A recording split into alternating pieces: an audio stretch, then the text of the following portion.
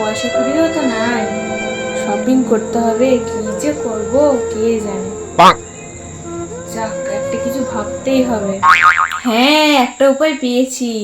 আমার একটা বয়ফ্রেন্ডকে ফোন করি, আর ওর থেকেই কিছু টাকা আদায় করা যাবে। হাই সত্যজিৎ, কেমন আছো তুমি? জানো তো আমি তোমাকে খুব ভালোবাসি। হ্যাঁ, কিন্তু আমি তো বিশ্বজিৎ।